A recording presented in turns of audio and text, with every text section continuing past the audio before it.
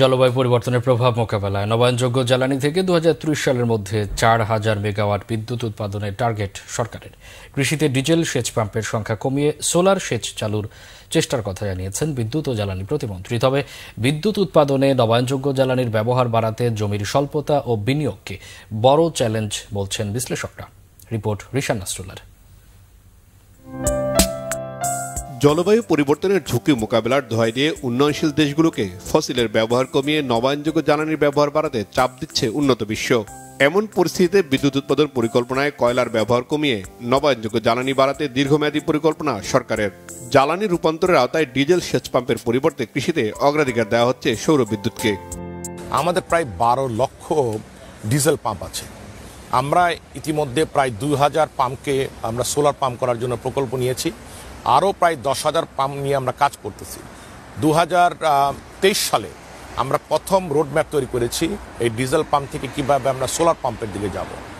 এখন এই বিষয়গুলো খুবই ব্যয়বহুল এবং দীর্ঘ সময়ের ব্যাপার। আমাদের প্রায় ডিজেল সেভিং হবে প্রতি বছর প্রায় $1 বিলিয়ন, কিন্তু আমাদের ইনভেস্টমেন্ট লাগবে প্রায় $4 থেকে $5 বিলিয়ন মতো। জলবায়ু পরিবর্তনের প্রভাব মোকাবেলায় বিশ্বজুড়ে জোরদার হচ্ছে নবায়নযোগ্য জ্বালানি দিয়ে বিদ্যুৎ উৎপাদন। সে যাত্রায় পিছিয়ে নেই বাংলাদেশও। বিদ্যুৎ উৎপাদন পরিকল্পনায় 2040 সালের মধ্যে 40% বিদ্যুৎ নবায়নযোগ্য জ্বালানি দিয়ে উৎপাদন করতে চায় সরকার। কিন্তু সরকারের লক্ষ্য পূরণে কৃষিজমি রক্ষা করে সৌর বিদ্যুৎ প্রকল্প গ্রহণ করাই সবচেয়ে বড় চ্যালেঞ্জ। বিদ্যুৎ খাতে নবায়নযোগ্য জ্বালানির ব্যবহার নিয়ে পরিকল্পনা বিশ্লেষণে দেখা যায়, স্বল্প ও মধ্যমেয়াদে চলমান 51টি প্রকল্প থেকে উৎপাদন লক্ষ্যমাত্রা 3748 মেগাওয়াট।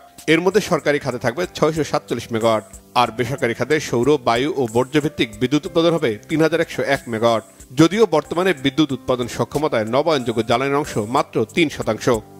গত 15 বছর ধরে বর্তমান সরকার কিন্তু রিনিউয়েবলে অনেক পারমিশন দিয়েছে, 50-60টার মধ্যে পারমিশন দেওয়া হয়েছে, কিন্তু মাত্র এসে 600 মেগাওয়াট হচ্ছে আমাদের অনলাইনে এখন আছে।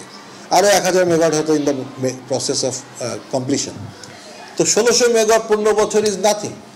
তার মানে যেই মডেলটা আমরা পুশ করার চেষ্টা করছি সেটা কাজ করছে না। সরকারের দীর্ঘমেয়াদী পরিকল্পনায় গুরুত্ব দেওয়া হয়েছে পাশের দেশগুলো থেকে নবায়নযোগ্য বিদ্যুৎ আমদানিতে। প্রক্রিয়াধীন 74টি প্রকল্পের সম্ভাব্য উৎপাদন লক্ষ্যমাত্রা 8299 মেগাওয়াট।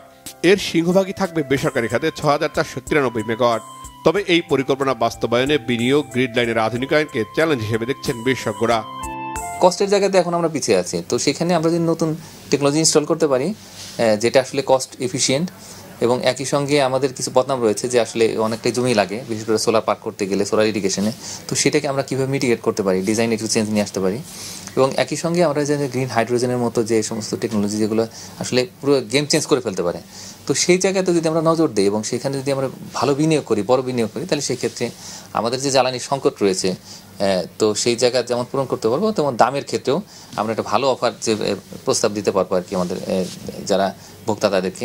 কোন ধরনের চাহিদা মেটানোর জন্য কী ধরনের বিদ্যুৎ কেন্দ্র চালাতে হবে সেগুলোই যদি আমরা চিন্তা করি, তাহলে day time savings, day time renewable solar আমরা সর্বোচ্চ 3000 মেগাওয়াট করতে পারি। এখন প্রশ্ন হচ্ছে যে রিনিউয়েবল স্টোরেজ করতে পারি কিনা। এই মুহূর্তে রিনিউয়েবল স্টোরেজ, শুধু রিনিউয়েবলের ডবল খরচ। এই মুহূর্তে আমরা 9.8 সেন্টসে আমরা দিচ্ছি রিনিউয়েবল, এটার 20-22 সেন্ট পড়ে যায় স্টোরেজ সহ আসতে। সো এটা তার কম্পিটিটিভ থাকলো না। 2020 সালের মধ্যে নবায়নযোগ্য জ্বালানি দিয়ে 10% বিদ্যুৎ উৎপাদন পরিকল্পনার লক্ষ্যমাত্রা অর্জন সম্ভব না হলেও উচ্চবিলাসী পরিকল্পনার পথেই হাঁটতে চায় সরকার। রিশান নাসরুল্লাহ, বাংলা ভিশন, ঢাকা।